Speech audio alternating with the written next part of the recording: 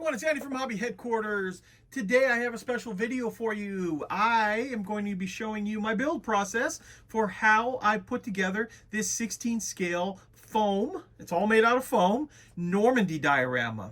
This is designed to hold any kind of 16 scale, small scale 16 scale vehicle, including up to my M8 Greyhound, which is what I initially intended for. I've got some of the H3 figures that were built up by a friend of mine to show off and to show you what it looks like. But in this video, I'm going to show you how we take blocks of basically construction foam and turn it into this Carentan French countryside village. So let's get started.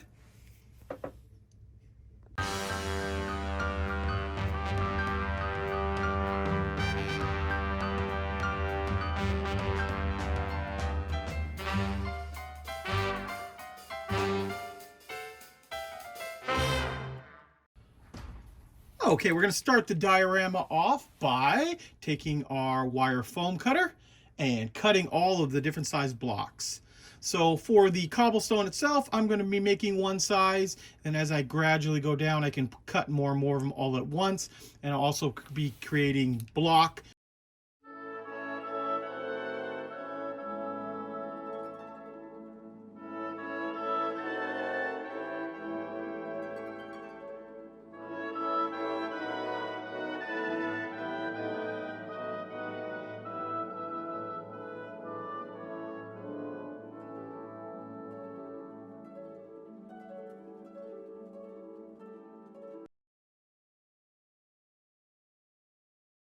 Okay, now that I've got all the blocks, this is just a few of them that I started cutting in here, but what I'll show you how we actually round them over and beat them up. So we put them in a big bucket, pour a bunch of really sharp, jagged rocks inside there, seal it up, and then shake the heck out of it. And what comes out of it are the blocks all with dents and scratches and things like that, the more copy regular what stone would look like.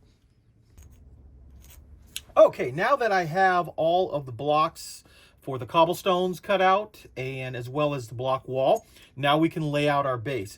So I've got our wooden base here. This is about 15.5 inches by 11 inches after measuring it up. Here is my uncompleted M8 Greyhound, but this will be a good idea. At least we can tell the size of it here. So we're going to lay this down on the base to roughly the position I want. Probably the front wheels turned like that. That looks like it's pretty good. Maybe slightly further to the back. It's still completely on the base in the back here, but I want to leave enough room to have a few figures up front here as well. So now that I've got that, I've lined up my ruler. We can remove that, and we'll draw a pencil line here. And then we'll come over to this direction, and about 17 centimeters will be enough for the road bed. And then we can measure 17 over here, and then draw our line like that. Try to keep my hand out of the way of the piece, and there we'll have our road bed. Now the lines are very light. They might not even show up hardly at all on camera, but I can see them enough. Now that I have my line, I'm going to take some masking tape to follow that line. Just like that. That way it's a nice, clear, visible line, and we don't have to worry about getting glue anywhere we don't need it in this part of the build. So now that the tape is on here, I can start building my line of cobblestones, and we'll work this way and then start gradually filling in the rest of this road bed. Okay, now I'm going to do a little dry fitting here to see how the blocks are going to line up. I did create these blocks. They are square looking, but they are actually a slight rectangle shape, so a little bit longer on one side. So I want to be very aware as I lay these down. I just thought it would be better than just having them perfectly square to have a little bit of a rectangle shape to them. And immediately you can see that because when you're cutting them, you're going to have a little bit different sizes of the block to give it that uneven surface, which I really like. I think it really pops out, especially once you get the, like here's one that needs to be laid down like that. Lays out, makes it way more interesting to look at, to have the different types of cobble, some a little bit shrunken down a little bit lower than others, and some a little bit higher. Okay, so now that I've kind of the general idea how the pattern's going to go, we're going to lay a line of glue down this.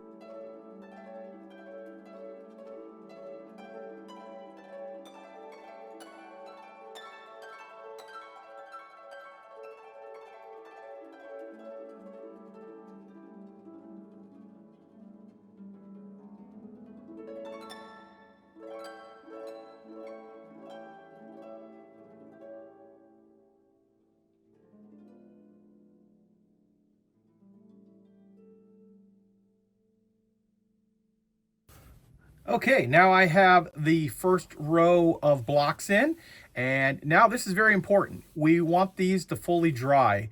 That is because this stuff is very flexible still. It can still slide on top of the glue, and we don't want to lose our line at all. So let this dry for a few hours, and then we can start doing the next group of rows.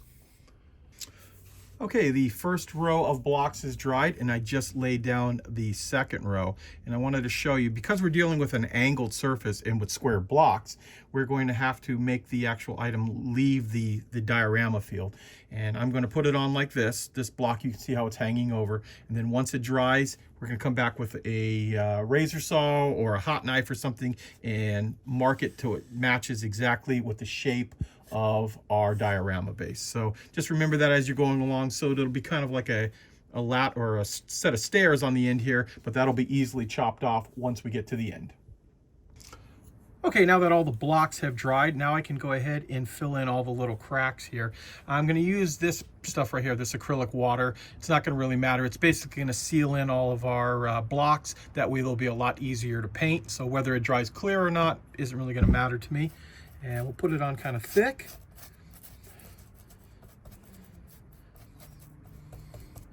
Make sure you push it into all the little things, because this is going to represent the dirt that builds up between the cobblestones.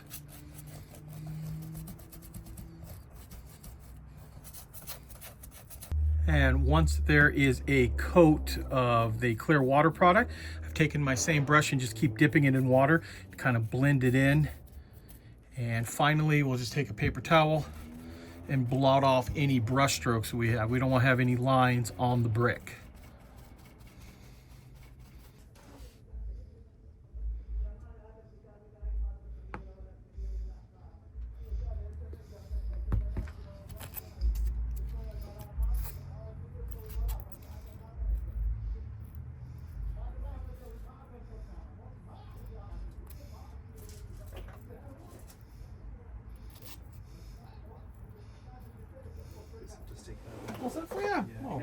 Okay, now I'm working on the wall of the little village house.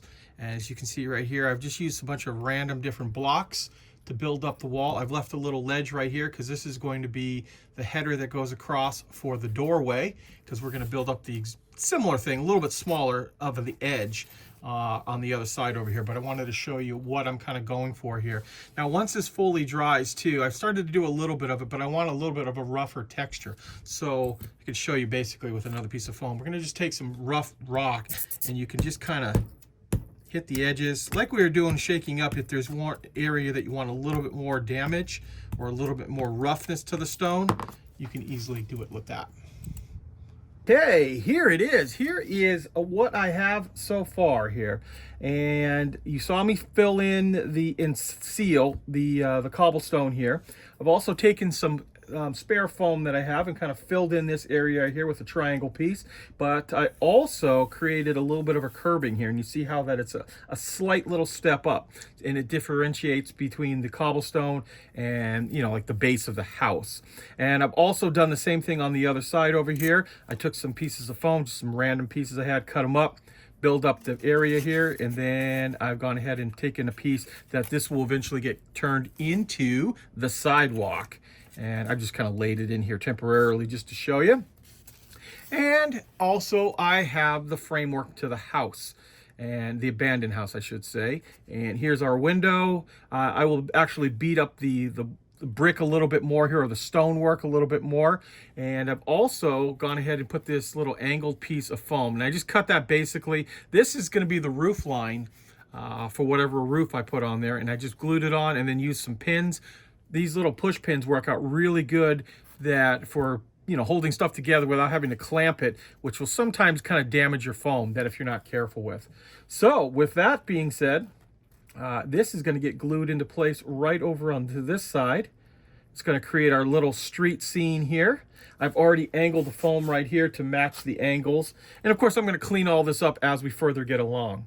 Now, I don't want to attach this yet because I want to start working on painting the cobblestone. So what I'm going to do first is we're going to go from dark to light. So we're going to paint this black first. That'll create all of our shadows. And then with using different colors of gray, we will gradually lighten it up and work on that. So I'm going to pull this off. I'm going to get this all painted black right now. I'll probably paint all of it black. It's a great little shadow coat as it is. So let me go. Okay, now I am just using some caulk here that I'm going to use this to kind of fill in all the little cracks, blend them in so they're not so pronounced. Kind of like a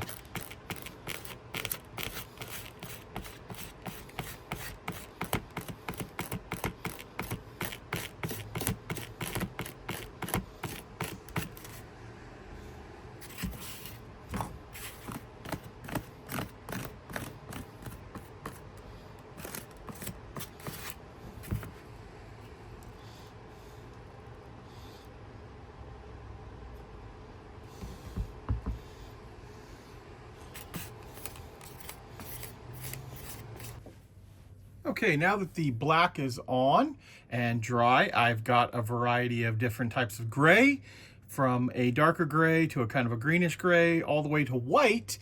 And using these colors right here, we're going to kind of start with the dark and work our way to the light and start blending those together. We're going to start off using a foam sponge and start off heavier with the first coats.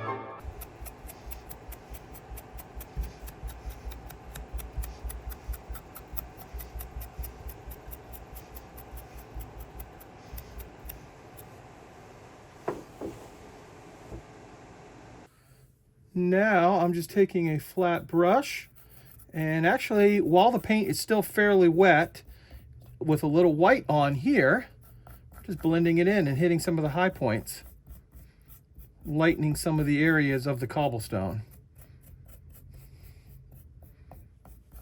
And it's a good idea to come at it from multiple different angles, that way you don't have any definite pattern built up on it.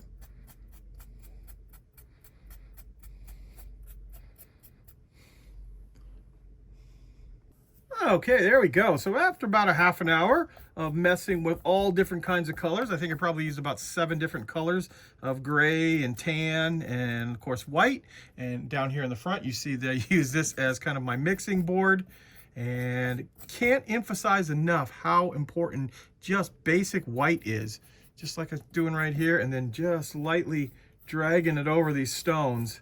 It kind of gives it a nice light effect, as if, sunlight's hitting it. And not too heavy, but it really makes the stone pop out.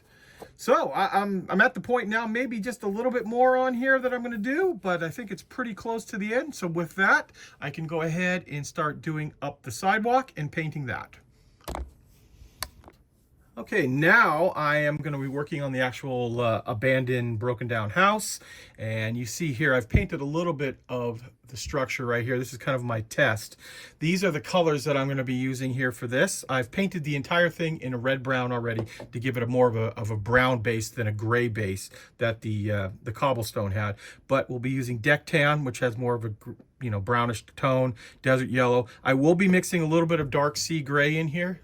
Also to give, because block like that does have a little bit of gray in it, the white for highlights, and even a little bit of this olive green. This will create the algae effect that you get. You can see on the bottom here, hopefully slightly. It creates a little bit of a green tone from like stuff growing on the walls when it gets wet, which it rains a lot, so it gets wet. And doing the exact same thing, working from dark to light. I started putting some of the deck tan up here, and that's what I'm going to do. So we'll start with desert yellow and deck tan and kind of blend those together, and then just start building it up.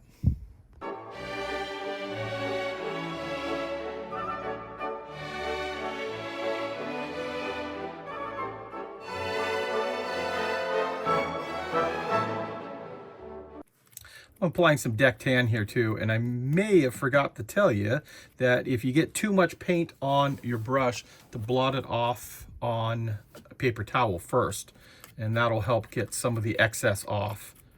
Like right here, that put quite a bit down right there. It'll be okay, but it's a lot easier to blend when it's using a smaller amount like this.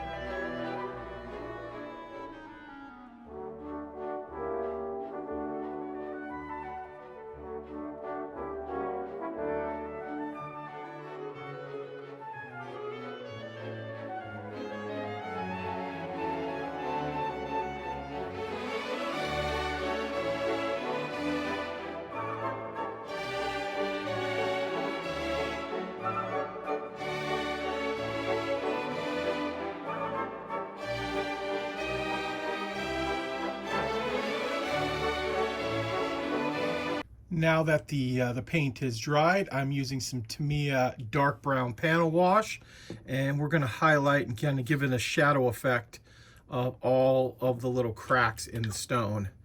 And you can see right off there how it really starts to pick them apart a little bit and creates a fake shadow that sunlight would normally do.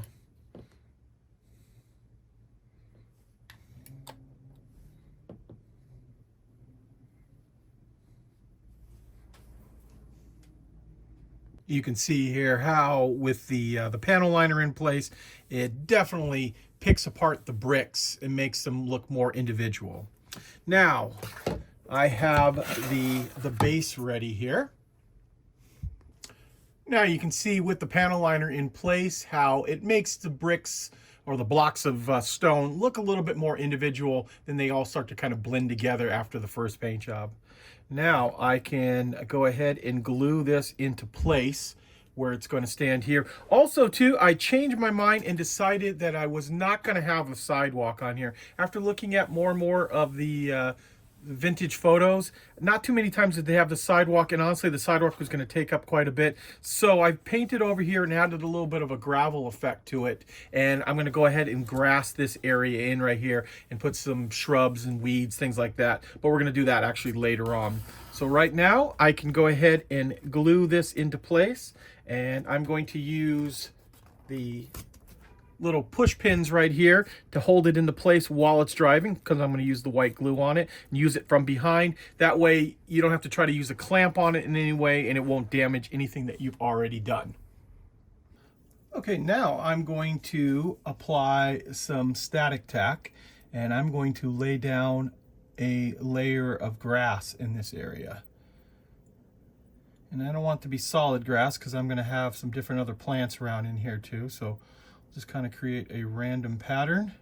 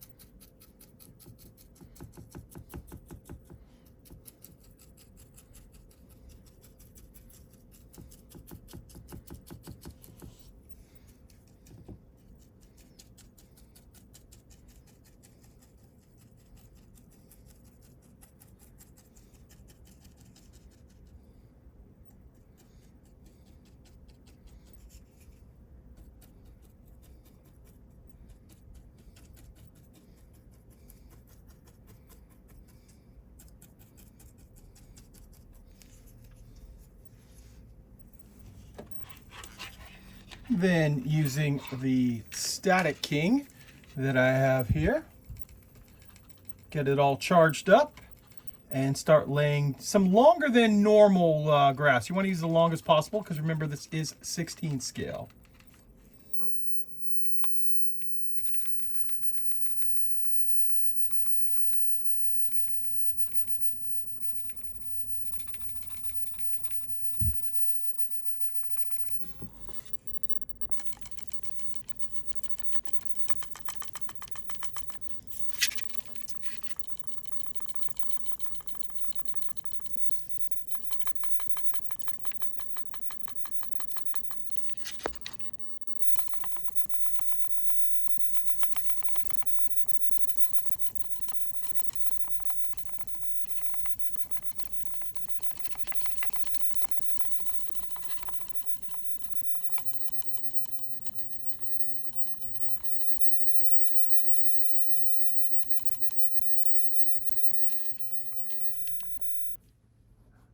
Okay, I've let the grass dry now all through this area here. It's really cool. It's all standing up. What I'm doing now is I'm taking clumps of foliage, different types that I have, and kind of laying it out right now on how I want to set up this whole area to have weeds and bushes, things like that in it there. So I'm kind of dry fitting it into place to find out how I want it. And then once I get it the way I do want it, I'll go ahead and glue all of that stuff down. Remembering still to leave a little area up front here to display the 3 figures that I have planned for this. Once I get all that done, I can start working on the door and the window for the building. Oh, I should also point out too, temporarily, or maybe permanently, well, depending on it, I had some of this corrugated roofing material type stuff that I was able to create the roof line here. I originally wanted to use like a tile, but that was going to take a lot of work and I didn't have the proper stuff to do it. So in the meantime, this actually looks okay. I kind of weathered it with a little bit of grime and grunge up on top there, but I think it'll add a nice little effect. We also didn't want to make the building go too high. Remembering this is 16 scale, so it's already getting pretty large as it is. So let me go ahead and figure out all of the foliage for the front. I'll go ahead and glue it down and I'll come back and show you what it looks like. Okay, what I'm doing right now is I'm creating the boarded up effect that I'm going to put inside the window. And I've glued a couple of pieces of the foam together here, and then just using something sharp, just dragging it over it to create the wood grain that is going to be on there. Make it kind of pop out and not just be flat. Once that is done, I'm going to go ahead and paint it.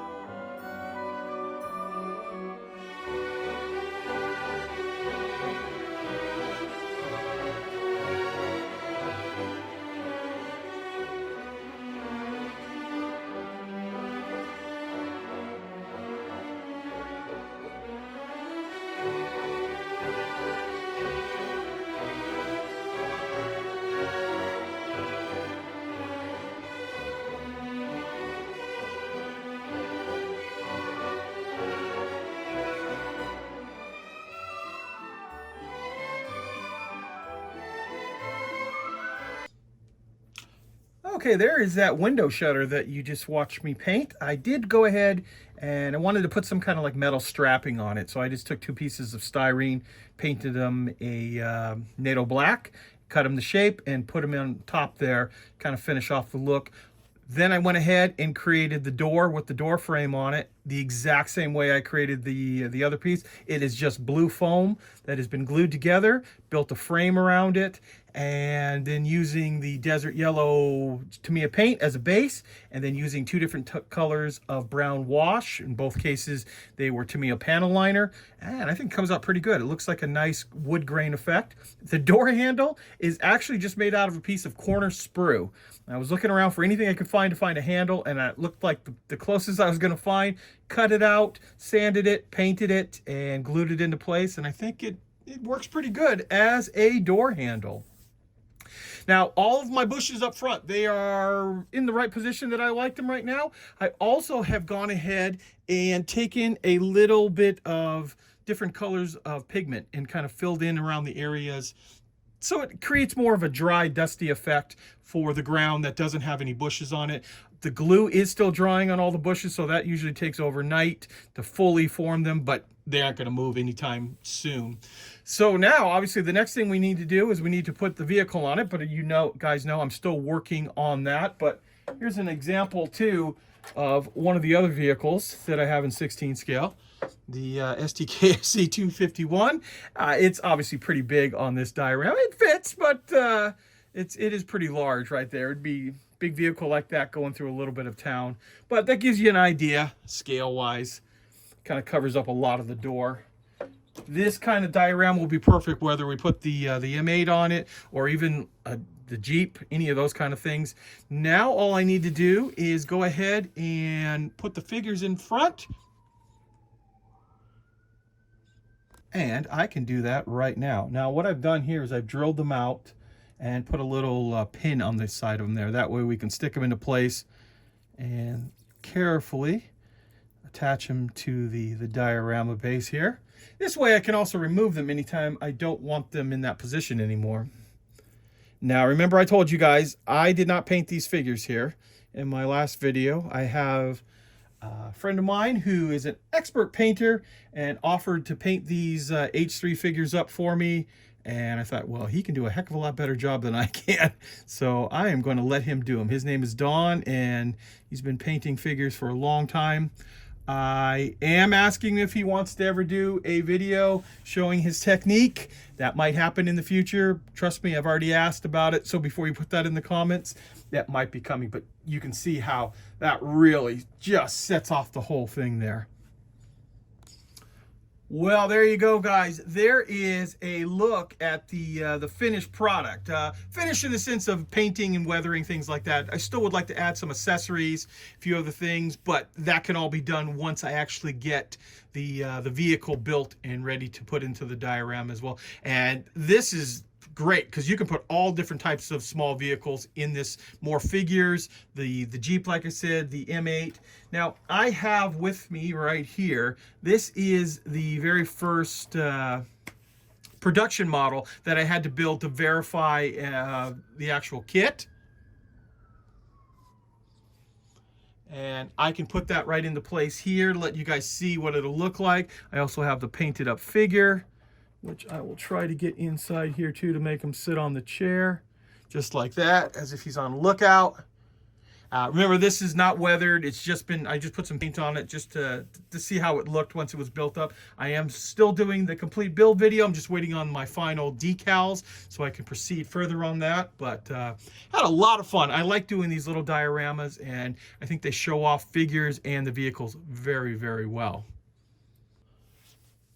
So I want to take this opportunity to thank you guys as always for watching, and please stay tuned because I have many more videos coming.